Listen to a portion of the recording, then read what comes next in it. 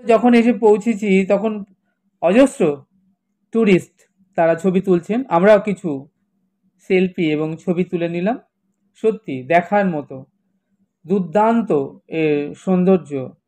Green valley, কেন green valley আমরা এখানে এসে বুঝতে পারলাম।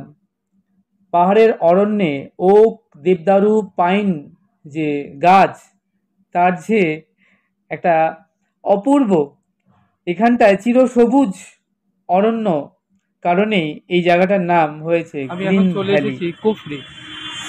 এরপর আমরা কুফরি হিলে উঠবো। এটা কুফরি হিলে এখান থেকে 2 কিলোমিটার আরো উঠবার রাস্তা।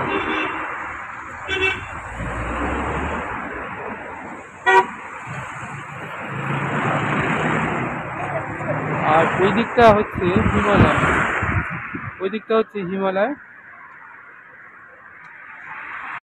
এই গ্রিন ভ্যালি থেকে আমরা এখনই রওনা হয়ে যাব কুফরির উদ্দেশ্যে।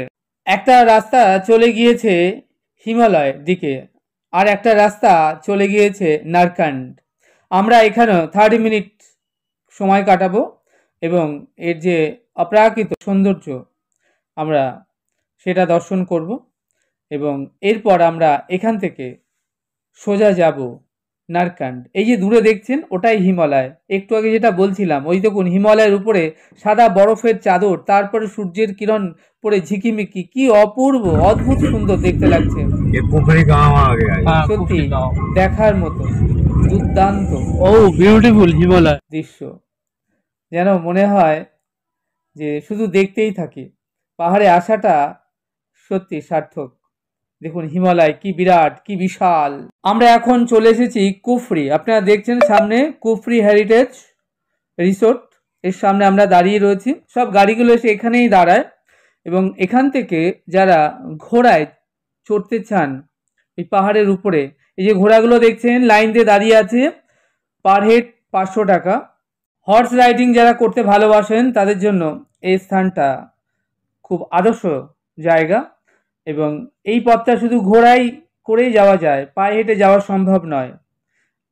আমরা এখন রয়েছি কুফরি। আমরা এখন কুফরিতে রয়েছি। আর এরা সব দেখছেন সব বন্ধু দোস্ত, এরাও সব এসছে কুফরি হয়ে নারকান্ডা যাবে আইস দেখতে। তো আমরা আগের দিন কালীবাড়িতে ছিলাম সিমলাতে, সেখানেই আলাপ পরিচয় দেখা। সব বাঙালি, কলকাতার বেহালা না মধ্যমগ্রাম, মধ্যমগ্রাম। আমরা বারাসাত, এটা মধ্যমগ্রাম, হৃদয়পুর মধ্যমগ্রাম, সব কাছাকাছি একই জায়গায়।